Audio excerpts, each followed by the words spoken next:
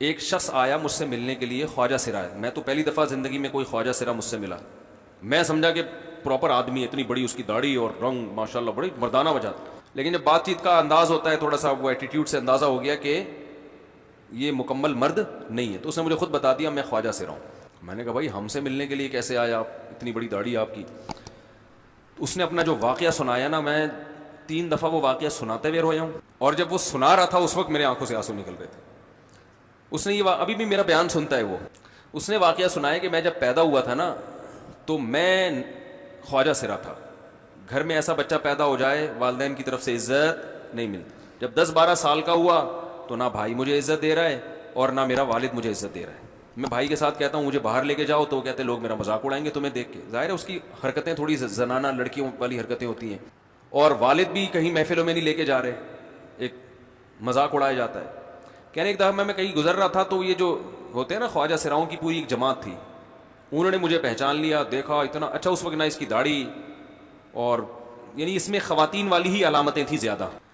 تو انہوں نے مجھے کہہ رہے ہیں اتنی عزت دی، کھانا کھلایا اور اپنے گرو کے پاس لے کر گئے، اور گرو نے کہا کہ تم ہمارے ایجنٹ بن جاؤ، ہم تمہیں پھر اب ڈانس ماس کروائیں گے، آدھے تمہارے آدھے ہمارے، جو بھی اس کا سیٹ۔ کہہ رہے مجھے پہلی دفعہ کہیں عزت ملی، تو لیکن میرے ابا کو پتہ چل گیا تو ابا نے لا کے طبیعت سے کوٹ دیا، ٹھیک ہے نا، کہ دوبارہ ان میں نہیں بیٹھنا، ٹھیک ہے ہم نے توبہ کر لی، بھائی یہ برے لوگ ہیں، ڈانس ماس اچھی چیز نہیں ہے، ٹھیک ہے۔ تو اب کیا ہوا، کہتے ہیں کہ پھر جو ہے نا کچھ دنوں میں کہیں کسی سے جھگڑا میرا ہوا کسی بات پہ، تو اس نے انتقام لینے کے لیے شکایت لگا دی ابا کو کہ یہ دوبارہ ان کے پاس گیا، حالانکہ وہ جھوٹی شکایت تھی۔ اب ابا کو لگا کہ یہ صحیح کہہ رہا ہے جس نے شکایت لگائی ہے، کیونکہ شبہ تو تھا نا ابا کو دوبارہ جائے گا۔ ابا نے پھر مارا، کہہ رہے اب میں بول رہا ہوں کہ میں نے یہ کام نہیں کیا، میں نہیں جا رہا ہوں ان کے پاس، میں نہ ناچ گانا سیکھ رہا ہوں، کچھ بھی نہیں، لیکن ابا نے اس کی باتوں میں آ کے انکوائری نہیں کی ہوگی پوری، وہ سمجھے ہوں گے کہ بھائی ایسا ہی ہے، تو ابا نے پھر کٹائی لگائی، اس کے دل میں منفی جذبات پیدا ہو گئے اور یہ گھر سے بھاگ گیا کہ بھائی مجھے ویسے تو عزت نہ یہاں مل رہی ہے اور میں ذلت برداشت بھی کر رہا ہوں، تو بھی کہہ رہے میں وہاں چلا گیا۔ تو جب میں وہاں گیا ہوں نا خواجہ سراؤں کے ہاں، تو وہی گرو اور ڈانس، اور پھر اس نے مشہور کچھ ایکٹروں کے نام بتائے جن کے ساتھ ہم ڈانس کرتے تھے،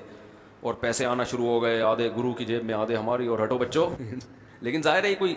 عزت دار راستہ تو نہیں ہے نا۔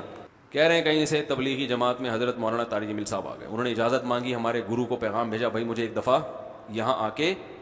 دعوت دینے دو، اس نے اجازت دے دی، آ جاؤ بھائی۔ بیان کیا، ان کو سمجھایا بھائی یہ زندگی نہیں ہے، اللہ کی سیروزے کے لیے بہرحال ترغیب دی۔ کہہ رہے ہیں میں تیار ہو گیا، باقی لوگ تیار نہیں ہوئے، میں تیار ہو گیا۔ کہہ رہے میں نے گرو سے اجازت لی، اس نے کہا جاؤ لگا لو سیروزہ۔ تو کہتا ہے کہ جب میں حضرت کے گھر پہ گیا ہوں نا تو حضرت پہلے سے دروازہ کھول کے ایسے انہوں نے دونوں بازو پھیلائے ہوئے تھے استقبال کے لیے، پہلے سے کھڑے ہوئے تھے علماء کے ساتھ۔ کہتے اتنے مشہور آدمی، اتنی بڑی سیلیبریٹی، اور اتنے بڑے بڑے علماء، ان کی پگڑیاں، ان کے اتنا خوبصورت لباس، جو خود عزت دار لوگ ہیں، کہہ رہے ایسے جو ہے نا میرے استقبال کے لیے دونوں بازو پھیلا کر کھڑے ہوئے، اور ایسے مجھے بیٹا بنا کے نا اپنے سینے سے لگایا کہ تو میرا بیٹا ہے۔ کہہ رہے خدا کی قسم مجھے زندگی میں پہلی مرتبہ ایسی عزت ملی مجھے کسی سے، اور اس عزت دینے میں مولانا کا کوئی مفاد، بلکہ ذلت ہوگی نا، لوگ کہتے ہیں خواجہ سرا کو بیٹا بنایا ہوا ہے، اور اس وقت تو اس میں بیچارے میں کچھ زنانہ سی علامتیں بھی تھیں، تو خواجہ سرا کو کیا دے رہے ہیں، عزت دے رہے ہیں۔ کیا کسی تاجر پہ محنت کرو تو تھوڑا چندہ دے دے گا مدرسے کو، ایسا ہی ہے نا، اور کسی افسر پہ محنت کرو تو تعلقات کیا ہو جائیں گے، جب وہ دین پر آئے گا تو اس سے کیا فائدہ اس کو؟ تو باپ ایسے ان لوگوں کو ریجیکٹ کر دیتے ہیں، بھائی اپنانے سے کہہ رہے مجھے یہ اپنا رہے ہیں، ایسے سینے سے لگایا انہوں نے،